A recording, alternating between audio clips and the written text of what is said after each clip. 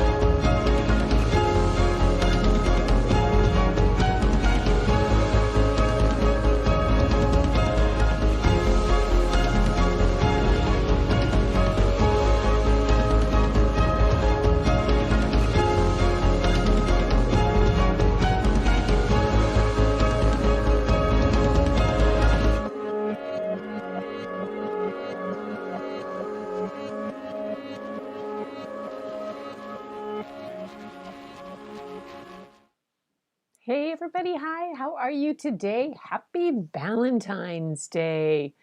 I went back and was watching, of course, Monday.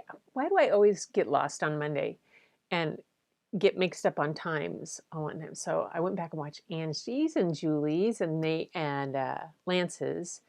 And so got there. Deirdre, you did a sketch. Good job. Yay. I did a little sketch today too, over there, out of my reach where I can't get to it. Yeah. So I'm hoping everybody is having a good day. I misscheduled several things today. One person was supposed to be here for something and they put it on for tomorrow. And then I had something I thought at 11:45 and it was at 11. So that got moved to tomorrow. Oh well, but I was able to work on getting some pictures moved and do some things. So yeah, it was good. And we were watching some Olympics. It's pretty fun to watch that skier, the trick skier. Yeah, so she was fun to watch just now. But I'm hoping everybody's having a delightful Valentine's Day. I took a little different route today on Valentine's rather than the traditional Valentine's story and all those kind of things. And I took it in the route of kindness. And I'm really glad I did, because not only have I wanted to read this book, but there's a little something I have to show you. And I'll get this iPad screen. So that picture there of that fine young man is Lachlan, my 4-year-old grandson, who received Hero of the Week. And as his mom said, what he got it was Hero of the Week for being kind to others and having listening ears. And as she said, it's the kind to others for me. But look at the smile on his face that he got from recognition of his kindness. And it's one of those things that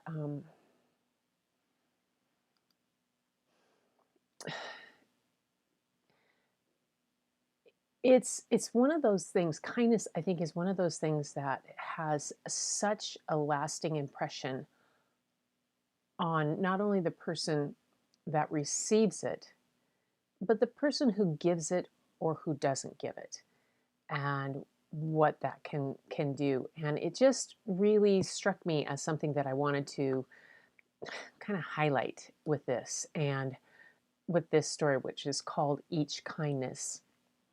I also had this urge today to grab my oracle cards were calling at me, and the dragon one was it?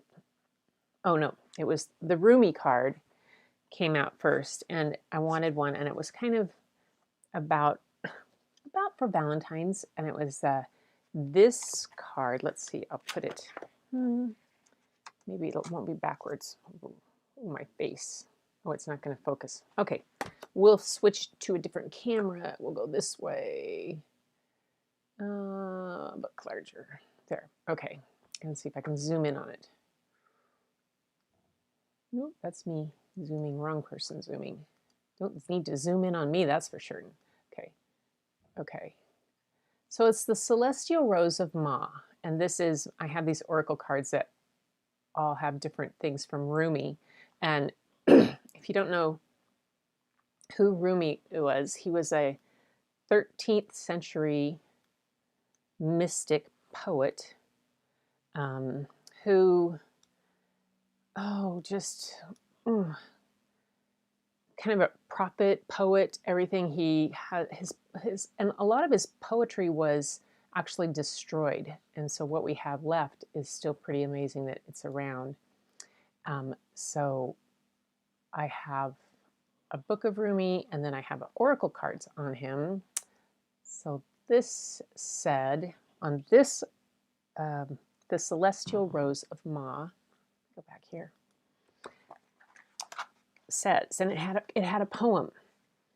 The taste of bitterness becomes sweetest in love. The searching in the dark finds the light of faith revealed in love. Love transforms thistles into jasmine. Love layers heaven and gifts as with wings to soar into its mystery. Love transforms our every thought into a desire of the heart. O love, how divine is your bearing.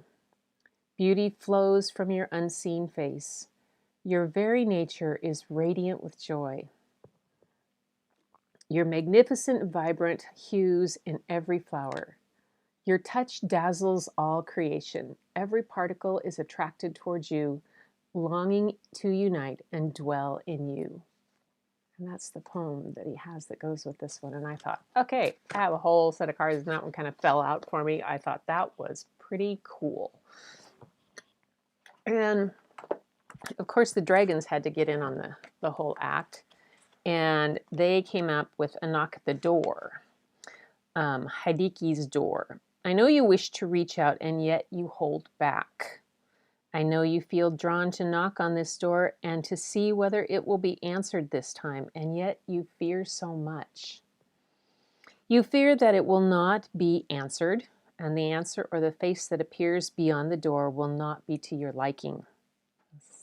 This book that we're going to read has a little bit of the fear in the story. That if you enter, you may never return. I cannot put your fears to rest, for only you can do that. But I can tell you what I see.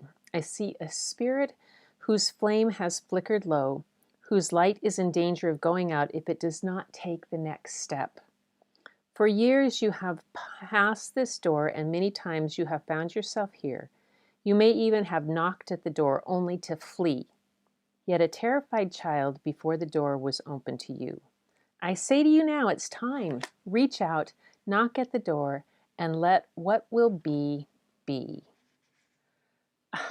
I thought that was really just wonderful about when you see in this story, you'll see that there is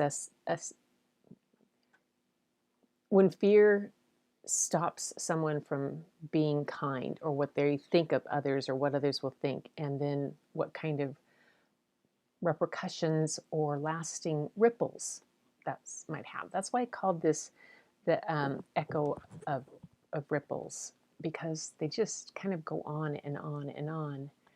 So I wanted to say hi to everybody here. I'm so glad you guys are here. We've got Gloria's here, and Angie, and Julie E. I just watched the replay of yours, Julie and Angie, both of you guys. Gloria, hi. And Gloria understands that you sometimes get called to your cards or something. They just tell you to read this now, and something pops up, and so I had to do that tonight. Deirdre, hi. Good to have you. Gloria's having her tea, and we've all got our different things. Nathan's here. Yes. Just checking. And so I wonder what you sketched today, Deirdre. Maybe you'll tell me a little later in the comments. I pulled out a photograph of a barn, and then I did last night, I did a puppy that I have a Great Pyrenees pup when he was, like 10 weeks old. And hi, Janice. Yay. You're here. Good to have you here. All right. Yay. It seems like everybody's checked in. Nice. Nice. Hi. Oh, gosh. Yep. Oh, Donna. Donna. Hi, Donna. Nice to have you here. Happy Valentine's Day. Yes. Oh, let me turn the heat down. Hang on. Ah. Oh. I've been working in here all day, and it was cold. So I crank the heat way up, and then when I start these lives, I always, of course, always get too warm. It's good to see you. Oh. Yeah. Oh. Bye, bot. Got the bot on. Whack-a-troll. Wow, whack-a-troll. Yay. I'm glad you're feeling better today, Nathan. Really am. That's wonderful. Gotta run, but wanted to wish everyone a great day. Yay. Thanks for stopping in, Donna. Ah, yeah. Oh, Gloria has good advice for all of us. Deep breath. All of us. Yeah, isn't he cute? That's the little guy that likes to do. I have a video of him pouring, and he's so much like Jeremy. It's so funny. He was trying to do all this stuff and then getting his gloves wet. He has to wear. He loves putting on gloves, but getting them messy. But other times he's just all, it doesn't matter. Ah, yay. Okay.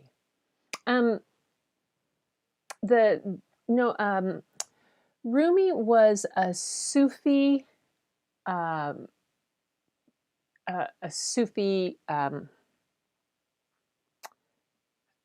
priest like thing, and he literally there's the stories of in the 13th century that he actually like the whirling dervishes, that he actually spun for 30 days, and all his acolytes wrote down his poetry the whole time he was spinning and doing that. A lot of that work has been lost, but it's still pretty amazing. Hi, Helen's here. Good to have you here. Yay! Rumi is good. I love Rumi. Okay, so checked in. Yeah, okay. I'm glad you like those. I have a feeling that sometimes when I get those, it's like, I wonder if I just had to, for some reason, I had to read them. I hope that they spoke to somebody that needed to hear it or wanted to hear something like that. It was good. Yes. Okay. So we talked the other night about Jacqueline Woodson and E.B. Lewis when I read The Other Side, the book about the kids on the fence. And Jacqueline Woodson, literally, her work is so deep and so vast. I mean, not very many as I said, children's author have a TED Talk. Not a TEDx talk, but a TED Talk. And have been recognized in multiple countries around the world and been given honors in so many places, international awards as well as awards here in the United States. This book is the same combination of people at Jacqueline Woodson with E.B. Lewis doing the illustrations.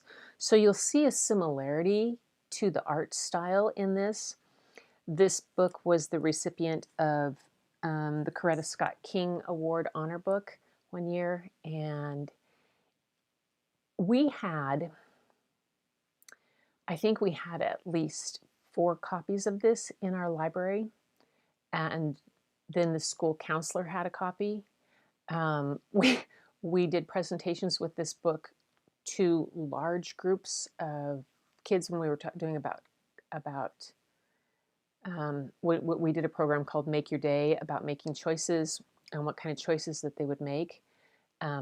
Yeah, yeah. Rumi created while spinning. Pretty amazing. People wrote all the things down.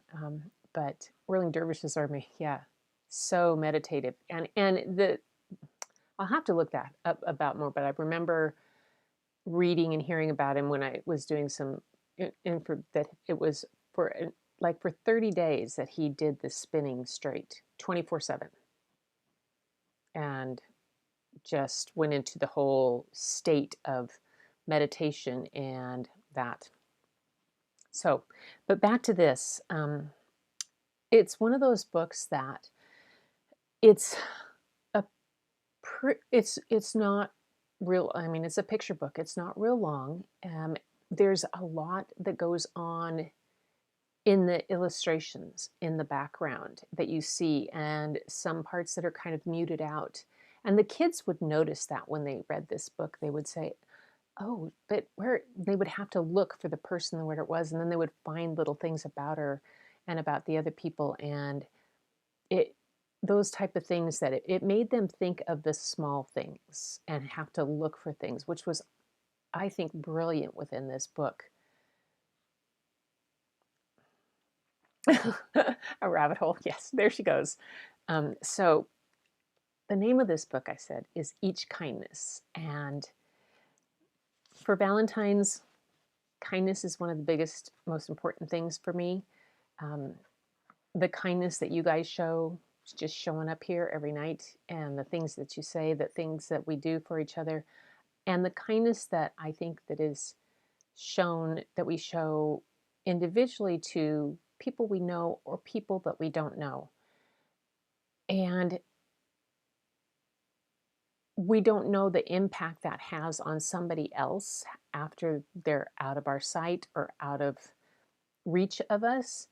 We only know the kind of impact that it has on ourselves, on what kind of impact that kindness that we give or don't give has on ourselves. So that's the story. And I'm going to stop talking and I'm going to read Each Kindness.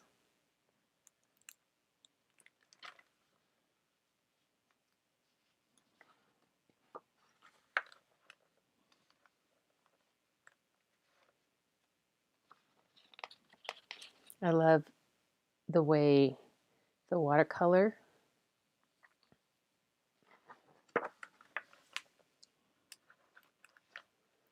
that winter, snow fell on everything, turning the world a brilliant white.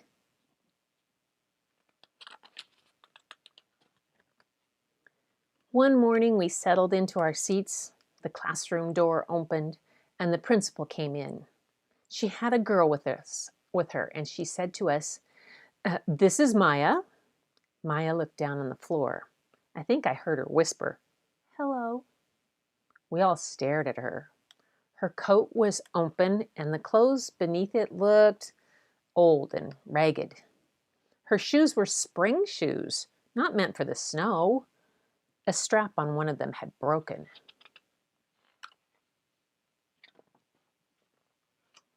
Our teacher, Miss Albert, said, "Say good morning to our new student." But most of us were silent. The only empty seat was next to me. That's where the teacher put Maya. And on that first day, Maya turned to me and smiled. But I did not smile back. I moved my chair, myself, and my books a little farther away from her. When she looked my way, I turned to the window and stared out at the snow. And every day after that, when Maya came into the classroom, I looked away and didn't smile back.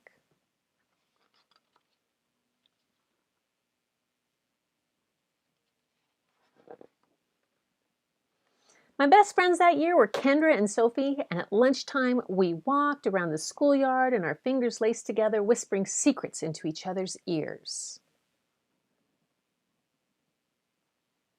See Maya in the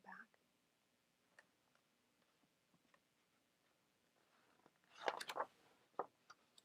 One day, while we were near the slide, Maya came over to us. She held open her hand to show us the shiny jacks and tiny red ball she'd gotten for her birthday. "It's a high bouncer," she said, but none of us wanted to play. So Maya played a game by herself.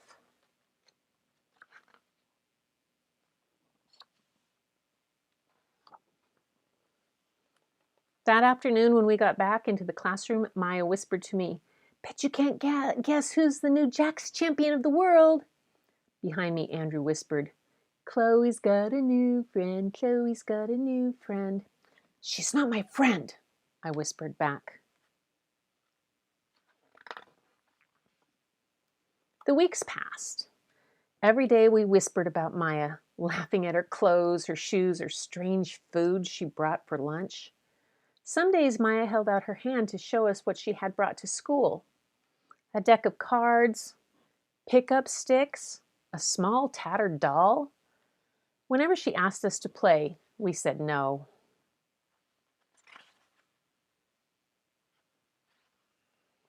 The days grew warmer and warmer. The pond thawed. Grass began growing where snow had once been. One day, Maya came to school wearing a pretty dress and fancy shoes.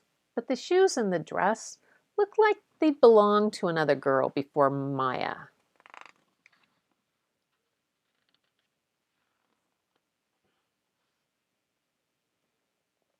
"I have a new name for her," Kendra whispered. "Never knew. Everything she has comes from the secondhand store." We all laughed.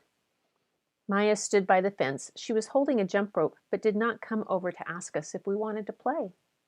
After a while, she folded it double, rolled the ends around each hand, and started jumping, and she jumped around the whole schoolyard without stopping. She didn't look up once. She just jumped and jumped and jumped and jumped. The next day, Maya's seat was empty. In class that morning, we were talking about kindness. Miss Albert had brought a big bowl into class and filled it with water. We all gathered around her desk and watched her drop a small stone into it. Tiny waves rippled out away from the stone. "This is what kindness does," Miss Albert said. "Each little thing we do goes out, like a ripple, into the world."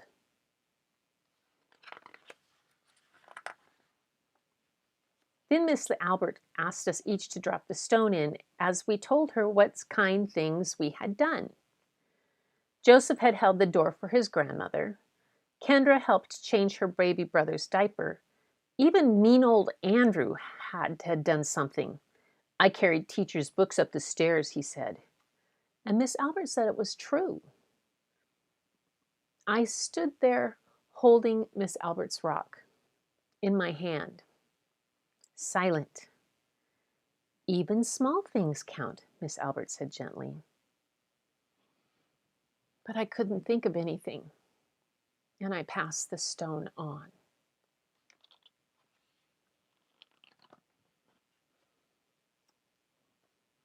Maya didn't come to school the next day, or the day after that. Each morning I walked to school slowly, hoping this would be the day Maya returned, and she'd look at me and smile. I promised myself that would be the day that I would smile back. "Each kindness," Miss Albert had said, "makes the whole world a little bit better."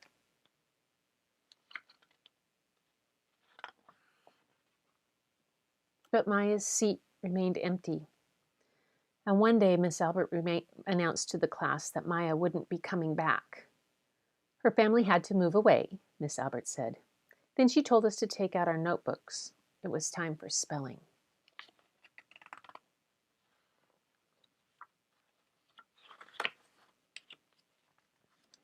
That afternoon, I walked home alone. When I reached the pond, my throat filled with all the things I wish I would have said to Maya. Each kindness I had never shown. I threw small stones into it over and over, watching the way the water rippled out and away, out and away. Like each kindness, done and not done. Like every girl somewhere, holding a small gift out to someone, and that someone turning away from it. I watched the water ripple as the sun set through the maples, and the chance of a kindness with Maya became more and more forever gone.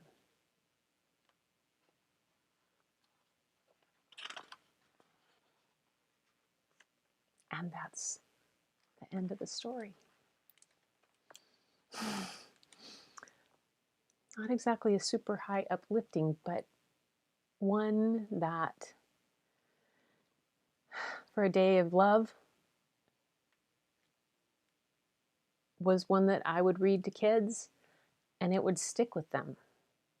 And even if it stuck with one or two kids, that's all. That was enough. Yeah, it is amazing artwork. It is the first time I read this story, boy, it's a hard one to read sometimes.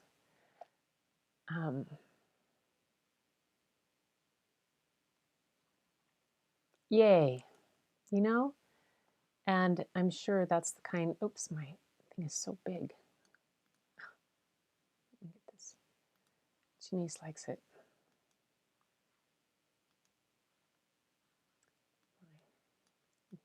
There we go. Yeah. I wasn't always, I was kind of, because I was so tall and kind of odd out, I was, sometimes I was a bit of a bully when I was younger, but then I always felt out of place too. Yeah, it is amazing artwork. The way, like the way he did the ripples and this one in the yards, in the playgrounds, with the snow around, but this first one of the playground with the school, with all the kids, and the kids would get up close and look at this, and if you notice it, you can catch a little bit of features of almost every child, especially the three girls, except for Maya. She's almost faceless.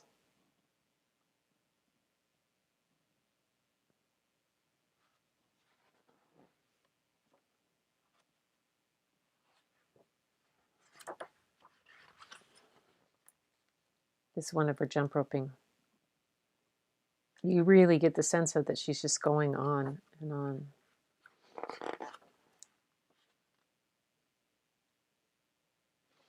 Some of those beautiful watercolors. I love them. Ah. I missed the conversation about belly dancing. Gloria's a belly dancer. Yeah, it definitely hits the heart. I'm sorry, Julie. I didn't mean to crush. Yes, yeah, exactly, Helen. It costs zero to be kind. And I think that it was, I think one of the reasons that this book became so, such one that we used so much, I read so much, and the counselors did, because it would be, it's one of those books that the kids would go, what? What do you mean that's the end? What do you mean she doesn't get to solve it? What do you mean that there's no happy ending? And it was like, well, yeah, because what we do sticks. And you know, what we if we remember that we ourselves are kind and can do something kind, that will stick with us as much as not doing something. Oh my goodness. Angie has a big lump in her throat. Sorry. Didn't mean to make big lumps in the throat. But was this one?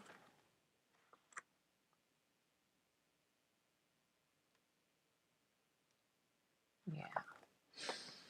So that was what I wanted to share. Yes, it's not the traditional hearts and flowers, but I think that it, for me, it just hits that core of what a day like this is all that surrounds love and all that, is that the core of it is even kindness. And if we can, even for one person, make a little bit of difference, and I, like Helen said, it costs zero to be kind. It is a lesson. And I love that. The thing with kids' books, yeah, it doesn't. It was always interesting too, because there would always be, oftentimes I'd have parent volunteers in the library, or parents would want to come in and observe or watch or be part, or they would come in to help put things away, or they would be helping out in their regular class, and they would come to the library with, and I always loved it because, always could help. Kids need help choosing books. And the days that I read this, you would see the look on the parent's face, and their eyes would get about this big, and they would be like, and some parents would say, but that's not resolved. And I'm like, yeah, I know it's not. It's a conversation to start. And yeah, it is. It starts a conversation, and it might be uncomfortable when your kid comes home and starts this conversation, but that's okay. That's okay. This is a good one to have. It's a good conversation to have. And if you can have that conversation and end up with somebody who has that, and he realizes that he's done something kind, because trust me, his mama heard this book, heard me read it early on. I mean, it's not been out that long. She wasn't that young, but I brought it home. Let's see, this one came out, and I think, was it after she was, let's see, or books like this one came out in,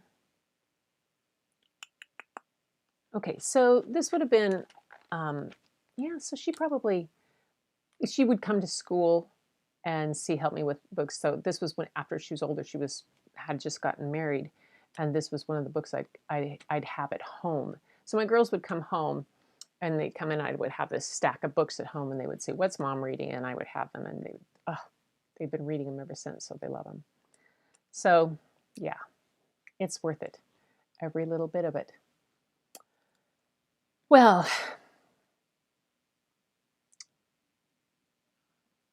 I have to say, though, that having you guys join me on Valentine's and to share this book with me, and knowing that you will take this book in, and at some point you might share it with somebody that would benefit, or you might remember it and could tell them a book about kindness, or a solution, or something, or you hear something, and however it spreads, and that we just have this understanding that each kindness counts. And that's my theme for the day. Each kindness counts. It's the ripples, the echo of ripples. Yeah. So,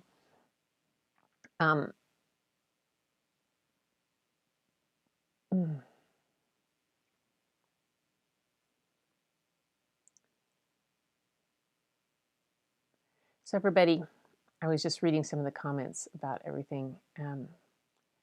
It's very conflicting that there's no happy ending. Yes, there's some of the best books out there for kids that have no resolution, and it's that conversation starter that is. I mean, Dr. Seuss. If you ever read some of his things, some of them, he does tend to resolve things more, but the way they go, like the Butter Battle book, oh my gosh, the conflict between the two villages, one who has the butter on the top of the bread and the other one who has the butter on the bottom of the bread, and they go to war over which side of the bread should be buttered.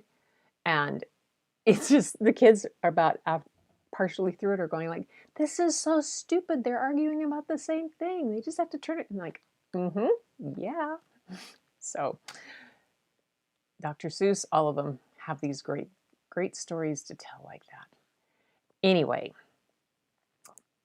for that is my Valentine's story for you guys, and the cards for you from the Dragon Fae Oracle and from Rumi about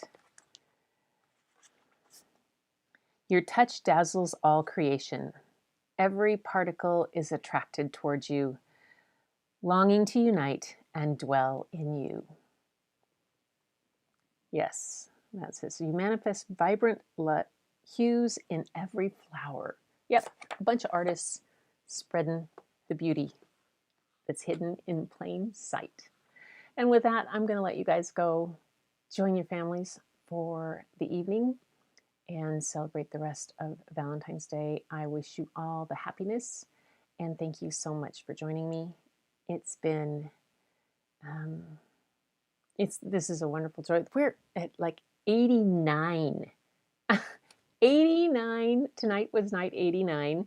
Tomorrow's 90. I'm up to like 97 subscribers, you guys. I had 3 when we started this journey. This is crazy. It's woohoo. I'm excited to get to 100 so I can do live on my phone from places, and that will be fun to do. But until then, you guys, keep looking for the beauty hidden in plain sight. It's all around you, and you know it's inside you, but spread it and show it to everyone else. They deserve to see your beauty. Talk to you soon, tomorrow night.